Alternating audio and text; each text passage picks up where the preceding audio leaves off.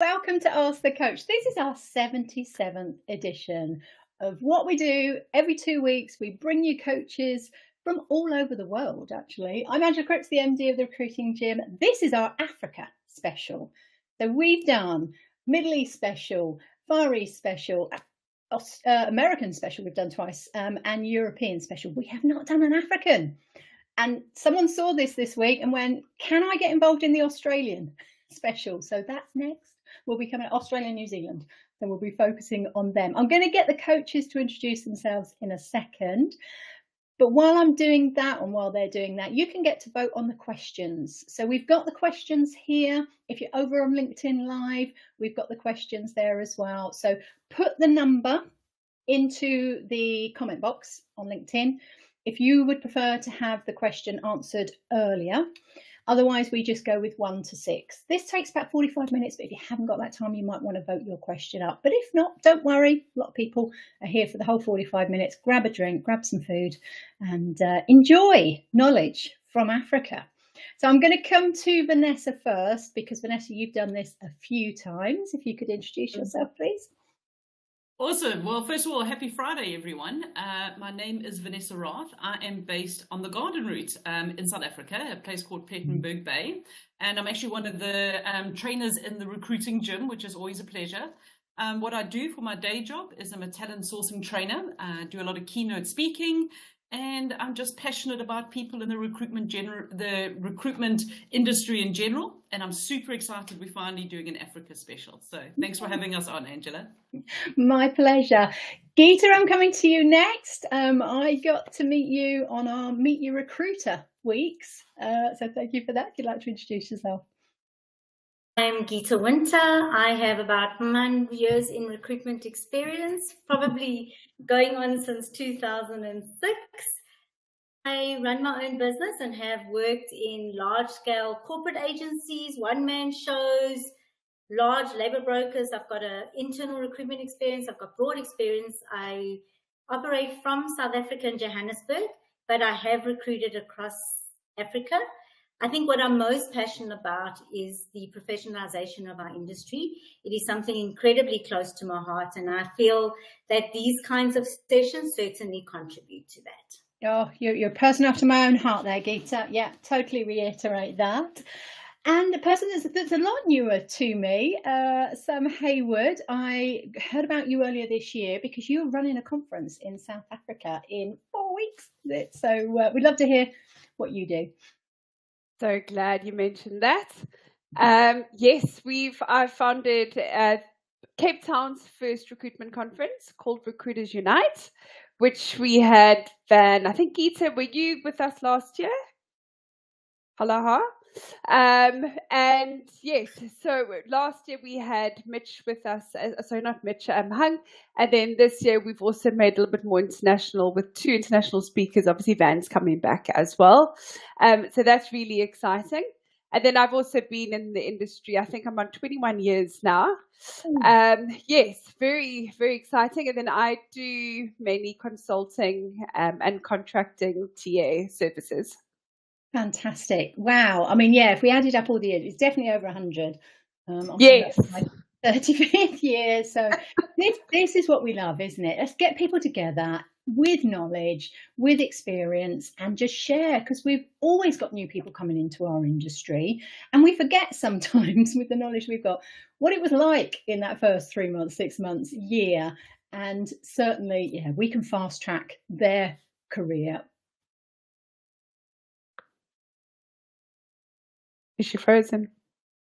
Oh, I think Angela has frozen.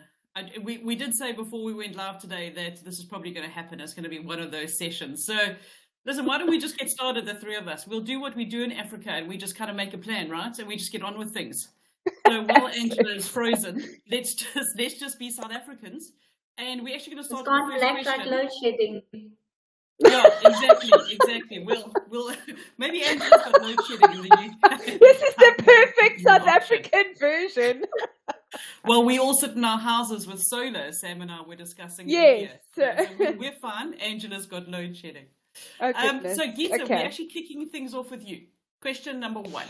And what we are going to ask you is, what are the differing legislative laws and nuances for recruiting in other African countries? So if you want to share with us, you kick us off.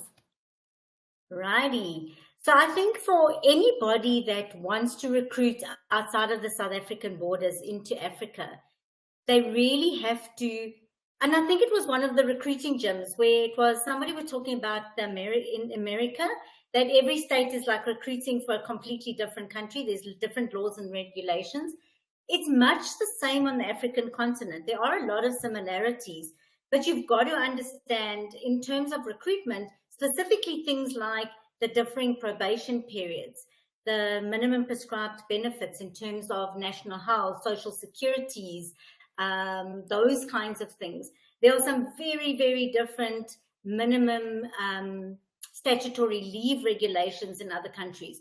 And you can't, it's not a matter of just, I feel like recruiting in Zambia today.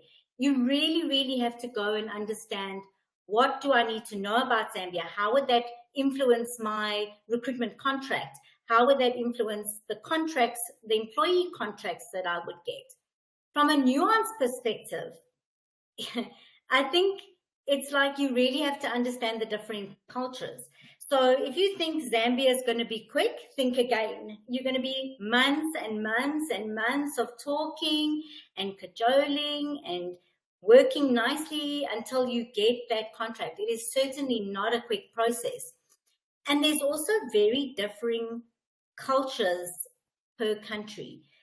For the most part, in the major Western emerging markets, you've definitely got some similarities where there's a very hierarchical structure, and the more senior you are or the more elderly you are, the more decision-making capability you have.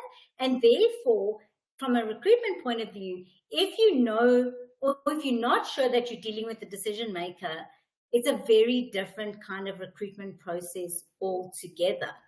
So my advice would be, don't try to say, I'm going to recruit in Africa. Pick 2 or 3 countries where there's very similar kind of legislative environments and nuances. Emerging markets in so Nigeria, Zambia, and say Kenya, very different, similar cultures, very similar kind of legislative spaces. Start there. It's much easier to build on that than trying to do or learn 50 different ones all at once. Now, can you hear me? Am I actually here or not, or is it just me? You are here.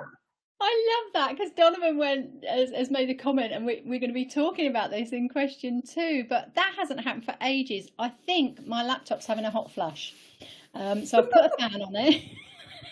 And he just decided no, so I've shut everything else down. And we've got stronger internet here in Africa, Angela. Stop making excuses now. I can't believe that. It's brilliant. But I did get some key elements in there, and I love the idea, Gita, of doing your research and identifying where the cultures are the same, because you've got so many different countries that you could choose from. So actually grouping them in that way, making it easier for yourself and tackling those at the same time, then that makes really sense. Vanessa, did you want to add something to that? I just wanted to back up what Gita said. Absolutely. And I want to give you a real life example. I was working on a massive project for Twitter, back when it was still Twitter, and they were building their African offices, their African headquarters in Accra, Ghana. And one of the requirements was that they needed to speak Tui, which is a African language. Now, I did my research. I mean, it's what I do. I'm a researcher. I did loads on the internet, but I didn't ask enough questions, because there are 2 versions of Tui. There's Nigerian and there's Ghanaian. So I actually found people, they were listing this as a language that they spoke, but because there's almost 2 different dialects, it kind of discounted a lot of the candidates that I was dealing with. So there's research, and then there's even deeper research for Africa, and there's speaking to people on the ground. Just wanted to give you that real life example of learn from my mistakes. No, that is fantastic, and it's that level of detail that can make the difference between a successful placement and not, isn't it? So sharing that's what this is all about. Come along, learn, understand the information. Okay, so I can add one more thing to that. They have a very strong sense of decorum there. And if you are engaging, whether it be a candidate or a client for that matter, if you're engaging for the first time, until you've built a rapport, they like to be called Mr. So-and-so or Miss So-and-so. You can't go, hi, Gita. It's like almost an immediate door closer. So small things are important. Yeah, that because we do have that here. We say to people, don't be too over familiar. When you first meet someone, you don't know what their personality type is, but actually as a culture, we would never say Mr. and Mrs. So knowing that, yeah, makes a big difference. Sam, I'm going to bring you on so that we can tackle question 2, which seems very prevalent with me today. But the question was, do candidates in South Africa particularly have electricity during load shedding? So if you could just explain what load shedding is first, because there's lots of people, including me, hadn't heard of it until last year. Sure thing. So load shedding is, our government hasn't maintained our solar factory, or not solar factories, they're energy plants. So they're breaking. So they need to shut down a plant and then shed us of power where we don't have electricity. It's majority 2.5 hours, but we have different stages. And then if it gets worse, we can be out for about 4 hours. I think one stage last year, we were out for about 18 hours a day. It was for 2-3 days that it was like that. So it wasn't a long period. I don't want to be over dramatic about it, but it is quite insane. I mean, thinking if you have a newborn at home or children to feed, it can be quite intense. However, in saying that, and I know the panel will agree, South Africans are so resilient. You can throw anything at us and we'll make a plan. And solutions have become, dare I say, affordable, but to the working class, I think more affordable. So there are UPSs. Please don't tell me what it stands for or ask me what it stands for, but a UPS. Yeah. It's plugged in, and that can give you, I think, just under 4 hours. Those batteries do need to be replaced, but I would say most South Africans who are working from home have UPSs. A lot of privileged people have solar, so it wouldn't even affect us. And then the office buildings now have generators. So there are far and few people who need to work from home who don't have electricity. I've interviewed over 120 people this last month, and not one person doesn't have a solution. So yeah, it is a problem for South Africa, but not for the working class who work remote. I love that. Certainly recruiters, we are solution people, aren't we? So, and I'm guessing it's out of necessity after a period of time. 4 hours, you might be able to cope, but yeah, if it's going on for that length of time, I mean, that's just horrendous. And do you get warning this is going to be the time that it's going to be? Sometimes. So again, another South African company, fantastic. It's called Eskom se Push. If you know South African swear words, it could sound familiar to you, but it's PUSH, push, and they give us notifications. But for example, this morning, early hours of this morning, we were told it's level 4, and we weren't given much notice, and it's indefinite level 4. So we don't actually know what the situation is at the moment. So it depends which way the wind is blowing on the day. This is just phenomenal to me. Yeah, it would be very, very frustrating. Van, you want to add something? Yeah, I just wanted to talk about the app. So just to give, the non-South Africans, you can see it here on my phone. So you can see we're sitting at stage 4 at the moment, and we can see when the next power outage is. As you know, we've recently moved and luckily put in solar, which I tell you is life-changing. People have been telling us for years, get solar, and we always knew we were moving, so it wasn't worth it. But from a recruiting perspective, the difficulty is that there's a very negative image out there about power supply in Africa, and this obviously has an impact on work. Nigeria in particular can have up to 20 hours of no power a day, and they are not as progressive as us with the solar and the UPS systems that we have. I mean, South Africans probably have more money to sort out the solutions that they need, and it's a massive concern. But if your if you are a remote worker and you freelance and you work all over the world as we do, you realize that you have to make a plan. And that's why the kind of people that you're looking to recruit in Africa, don't be put off because they have made a plan already. And that's kind of what I wanted to add to the conversation. Thank you. And Margot, thank you for the uninterrupted power supply, the UPS. Donovan's got some solution as well that he has. So he's got a 12-volt alarm batteries for his Wi-Fi and a small battery for his laptop as well. So you're right, people were picking up there. Oh, sorry, Therese, you had it as well. Picking up from those, making sure we're different there. If you have a question for the coaches, please feel free to put it into the chat. So yeah, Donovan's earlier is how is South African internet better? Well, it is better than mine today for whatever reason, to pick up from there. Lynn's got, what's Lynn got? She's got solar, 2 batteries and an inverter. she's not taking any risks. It's coming through. Brilliant. Van, I'm going to keep you on. We're going to go to question 3. So question 3 then, how does the tax structure in South Africa, how does that work? And it was a double one. And is private medical aid or health insurance mandatory there? Let's find out.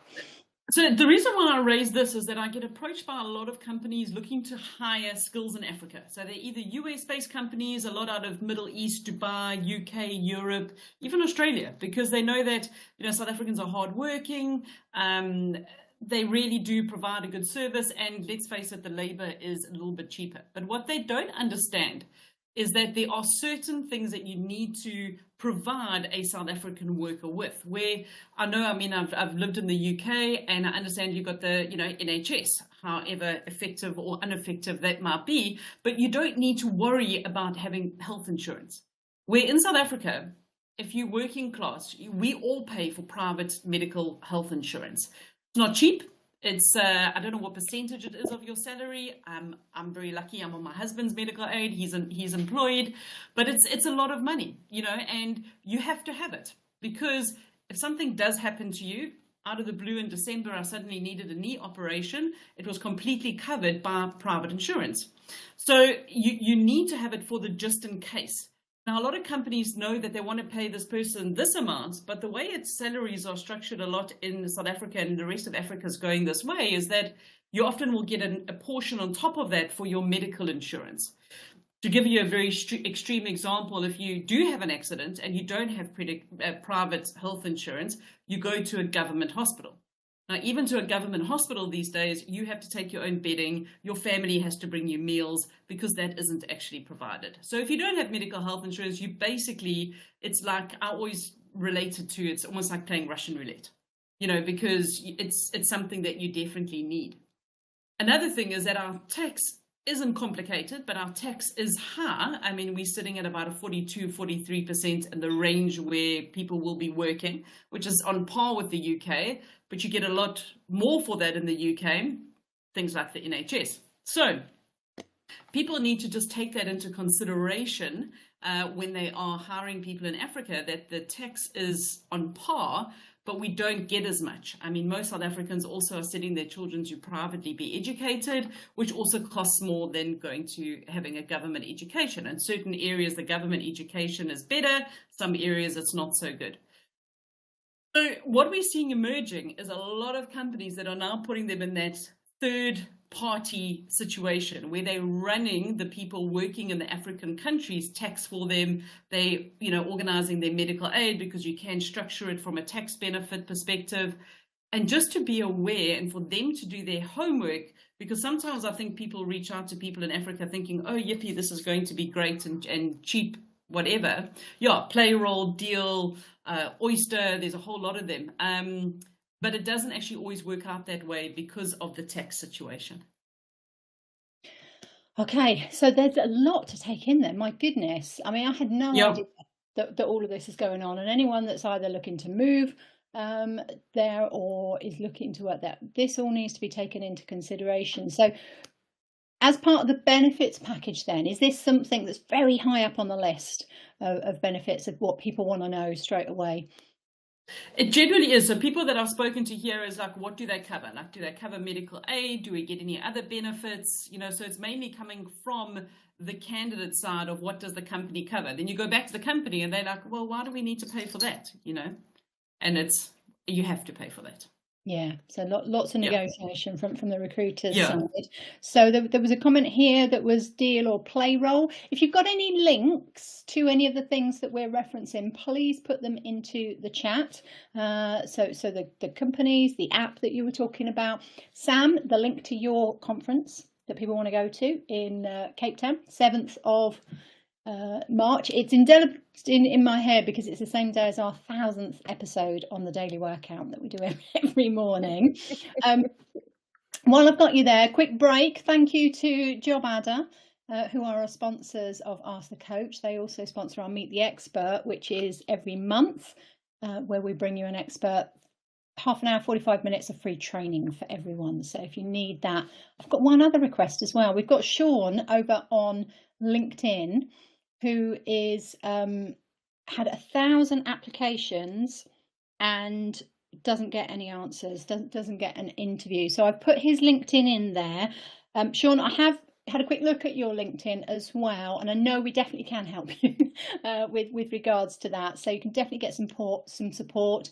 We'll put, if you go to the recruiting gym, if you click on the recruiting gym after this, there's at the top there's 6 pro bono courses. And there's lots of support and help in there. There's nearly 500 sessions, so you'll be able to focus in on the things, and we'll be happy to give you some support if we can. Okay, right, let's go to the next question. Thank you for that. This is really eye-opening stuff. We've got no idea here in the UK as to what's going on. Okay, click done answering on that one. Start answering question 4. So I'm back to Gita. Let's put you over there on the slide. So this one is, how would you describe the job market in the African nations in terms of its competitiveness and demand for different skill sets? That might relate back to Sean and his 1,000 applications. I think Vanessa very aptly covered that South Africans are in high demand because our labour rate is relatively low comparative to other countries. And that makes us as a country very competitive, but also adds complexity to recruiting in South Africa because a lot of South African companies simply can't compete for engineers, IT skills against US dollars or euros. So it is particularly competitive from that perspective. But likewise, in emerging African countries, Kenya, Nigeria, Ghana, the likes, they also likewise have high IT skills and engineering demands. And some of the largest gas mining projects sit in other African countries. And we lose engineers and IT skills in South Africa hand over fist. In part, I suppose, because the projects are elsewhere, but also because you're getting paid in dollars, because a lot of the gas mining projects and the like, internationally funded projects. But also because we have, like Sam and Vanessa aptly said, so many challenges in terms of infrastructure and trust in government and the like. So African nations are becoming, even Zimbabwe, strangely enough, in terms of mining resources, more competitive than ever before. So it is a very unique space at the moment and opens up a lot of opportunities from a recruiting perspective, whether you are here outsourcing to other companies internationally or have the opportunity to present or to recruit in other African countries from around the world. So I would say at the moment, the African continent is particularly competitive as opposed to, say, even 5 or 7 years ago. That's fantastic to hear. So yeah, certainly there are a lot of areas in the world that are struggling. I mean, China even. Who would have thought that China would be in trouble? But that's going to have a knock-on to everyone.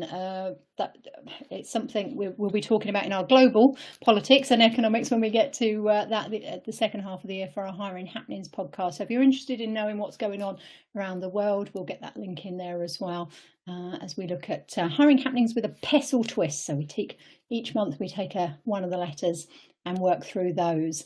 Wonderful. Okay, so looking good then. Opportunities, hence why we wanted to do this as well. So if you hadn't considered Africa before, then maybe some people are here to say, actually, yeah, this is an area that could be positive for us. And I'm glad we've got some positive spin on that as well, because I must admit it was shocking with the load shedding, but we can see everyone's got their own ways of resolving that, so we don't have to worry. Brilliant. Okay, where are we? Question 5. So let's bring Sam on. So question 5 then, we've got, what is the relationship between recruitment agencies and companies in Africa as a whole? So let's get into how you're perceived, as it were, as an industry, and how that relationship is. I think it's improving. As the skill shortage became worse 2020, I think a lot more companies looked to recruitment agencies. And I can remember in the beginning, way back when, we would always have to deal with HR, and there was quite a hierarchy to get through to the hiring manager. Whereas today, and quite specifically in South Africa, we're dealing directly with line managers majority of the time. So I think recruiters are respected more. I think that companies understand just how hard it is to find the skills. I think there was definitely a gap where companies try to do it themselves. And I'm not talking about hiring an internal TA team. They would get their hiring manager, come, you need to get 5 developers, or you need to, get the QAs. And they saw that didn't work.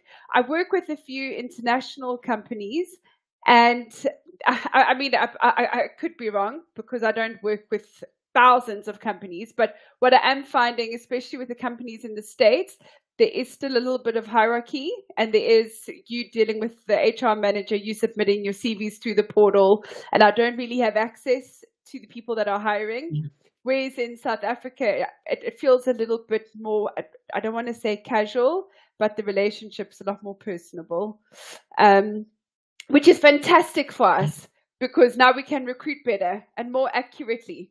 So yeah, I think that, and it's lifting the game of recruiters because now you've got nowhere to hide. You don't have the portals to hide behind. You're dealing directly with the people who are making decisions. So it's looking good, yeah. Definitely got to build those relationships then, haven't you? And you're right, 2020 was a bit like the teachers as well. Everyone had a much higher respect for teachers when they had their own education at home. School. Yeah. And recruitment was very much in that same vein where people, because 2021 just went mad, didn't it? And everyone was like, yeah, we could do this. And they're like, no, we can't. So thank goodness for that people see it is a profession. It is something that people can develop, can have a whole career. You can see here, you can have a whole career and you determine where you want to go in the industry. So I'm so glad that has happened for you in Africa, because that contact with the hiring manager, oh my God, it's so important, isn't it, Sam? Makes a world of difference. Absolutely. Yeah. So those direct relationships, communication, not hiding behind the tech, and actually having real conversations, that's what makes recruitment work. So let's make sure we're pushing that as much as possible.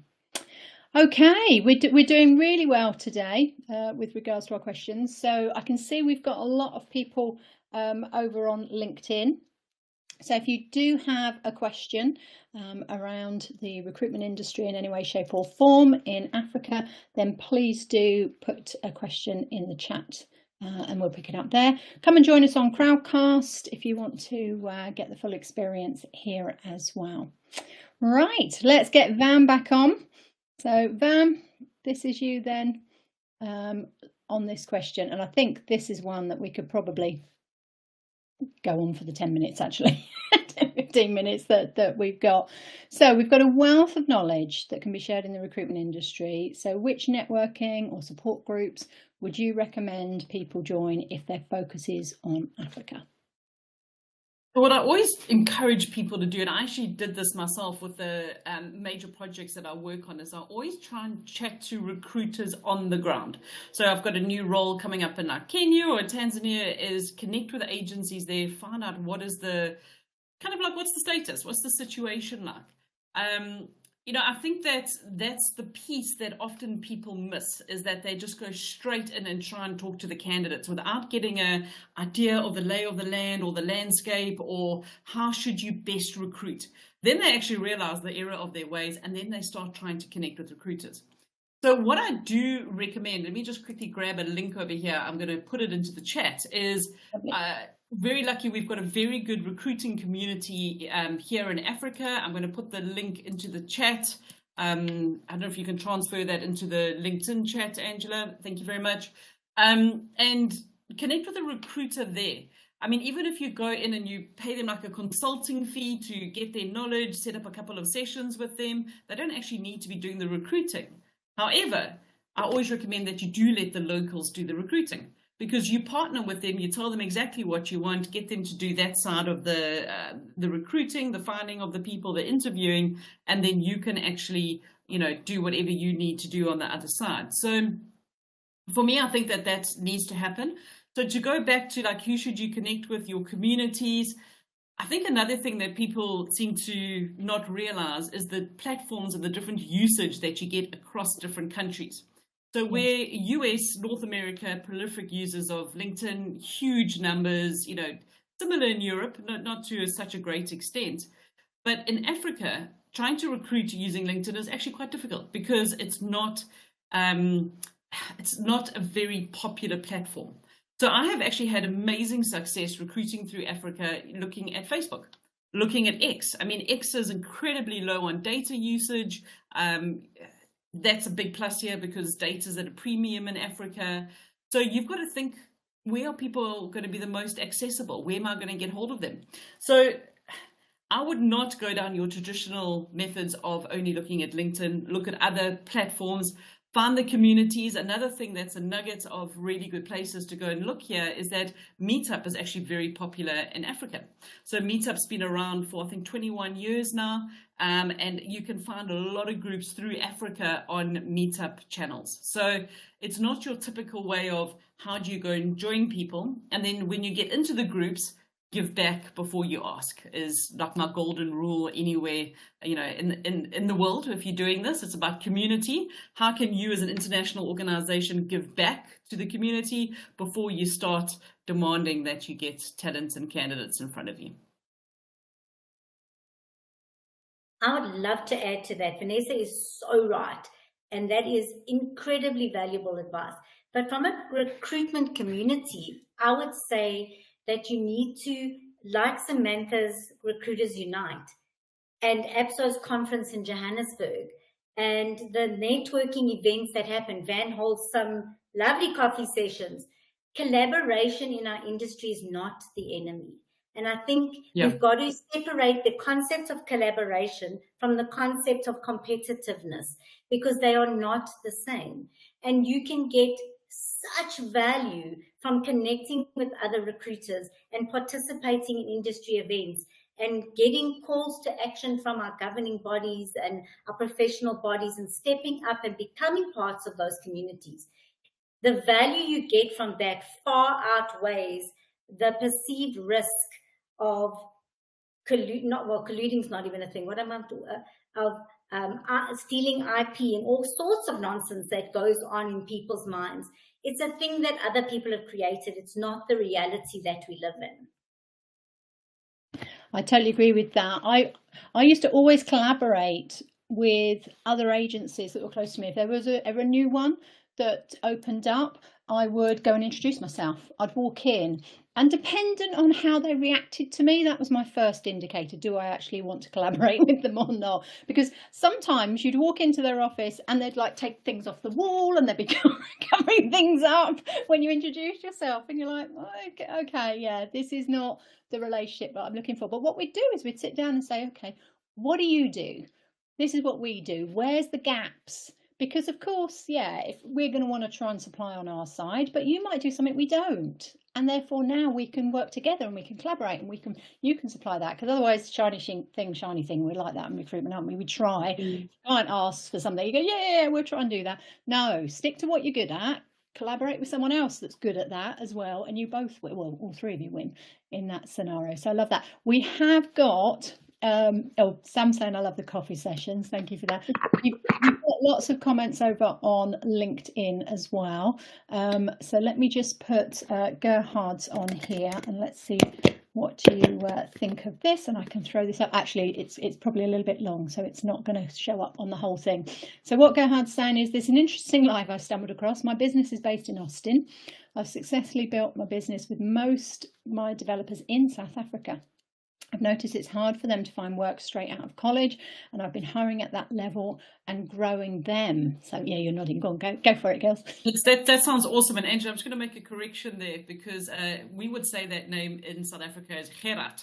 Okay, oh. And Gerard, I presume, even though he's living in Austin, in Texas, is South African. So good on you for taking South African talent and growing and nurturing them.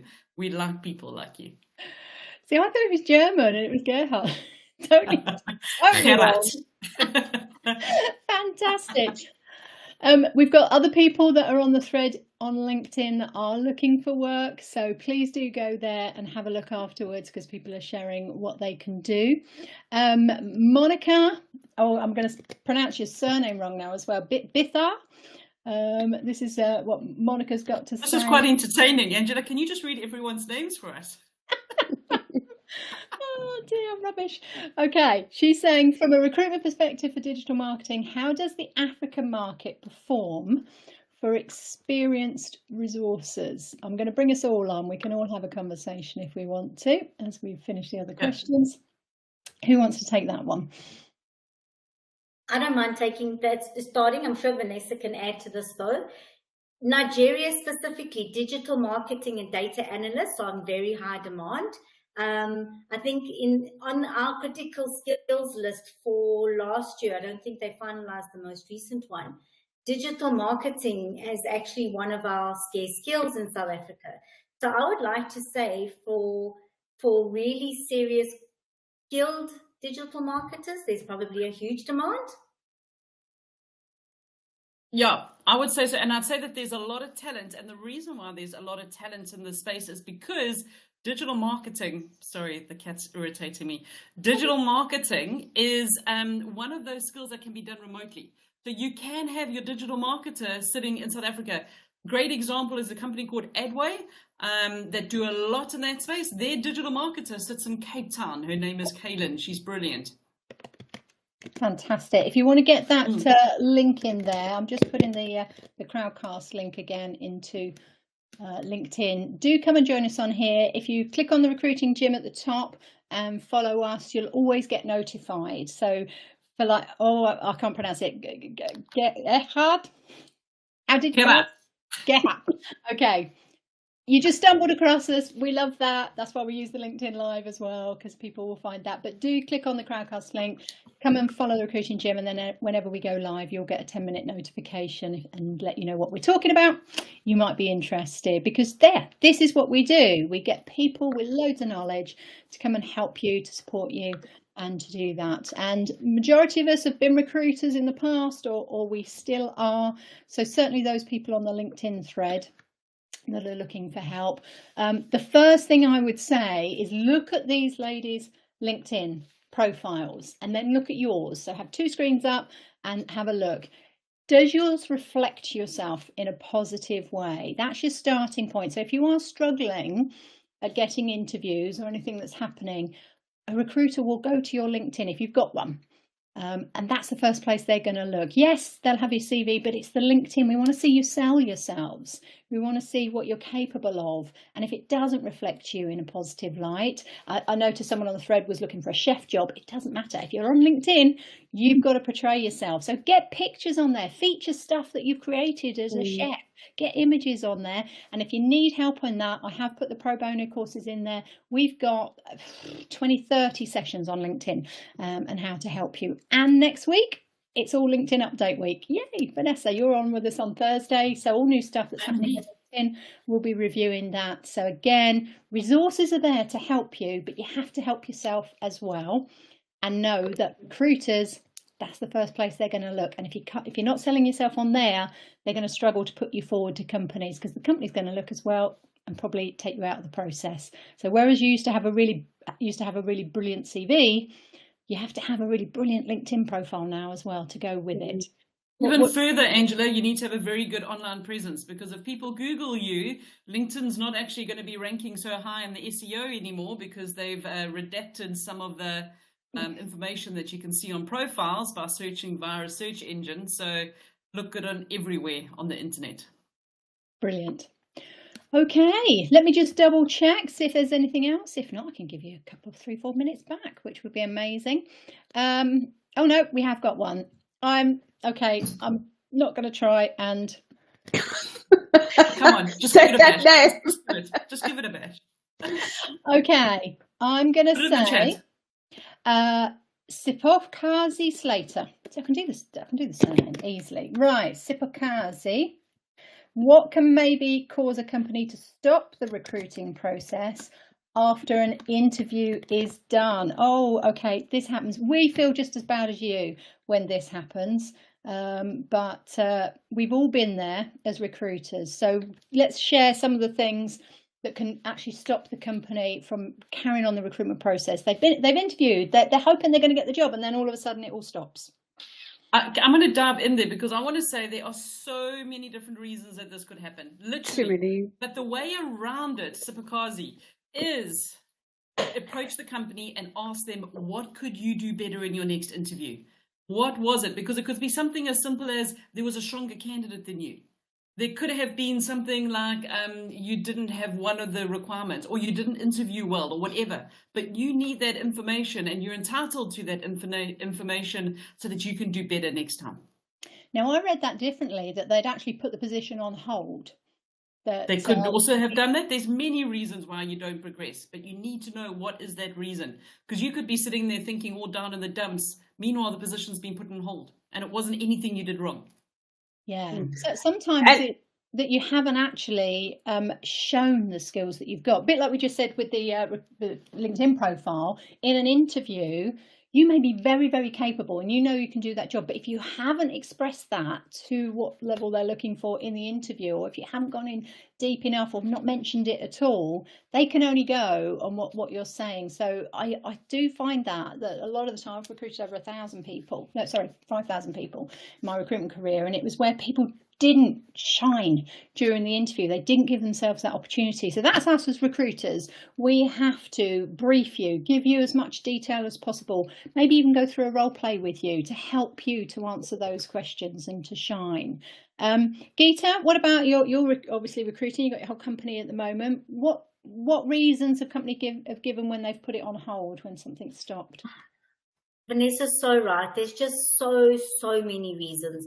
And it could be from they've done it internally to the role has changed and therefore the requirements are now different.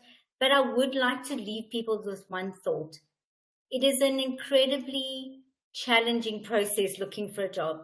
Sometimes looking for a job can be a job in itself. And I'd like to say to people, don't allow one decline to define you. It does not determine your self-worth.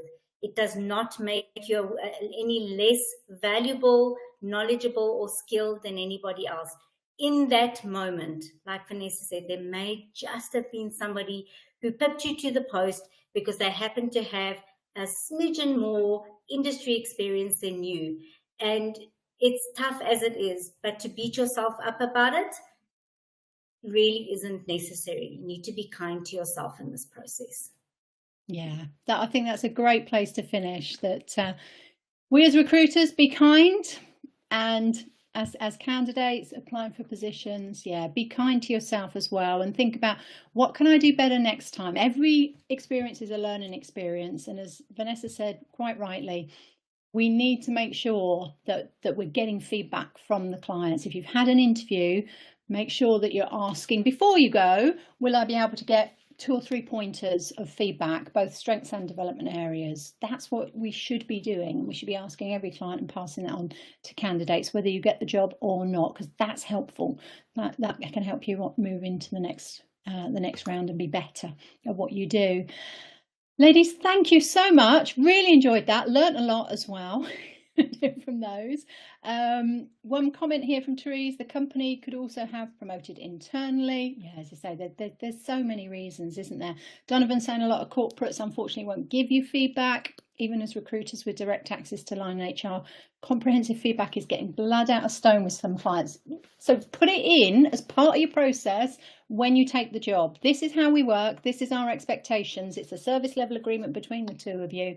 So for every interview, we expect 2, if not 3 pieces of feedback on that person. So if they know they've got to do it beforehand, and again, book in that time after every interview, book in the feedback time with them, and ideally put them all together so that you can just do it all in one go. Half hour, get feedback on everyone, move forward to the next stage. So these things takes the relationship, doesn't it? Takes picking up the phone and having that conversation. What Sam's saying, okay. Candidates should also be ready to receive honest feedback. Don't get defensive. Oh, it's hard though, isn't it? Yeah, thanks Sam for sharing that. I keep looking at Sam and I keep seeing Sharon Stone. Do you get that a lot? I like that. I'll take it. Yeah. Own it. That's inspiring you in your movie of your life, definitely. Picking up from there. Brilliant. Thank you, ladies. Oh, we've gone 1 minute over now, but that's fine. It's been brilliant. Loved it. Great chat. Thank you. Have a good weekend. Hope to see you. Bye. Bye, everyone. Cheers. Bye. Bye.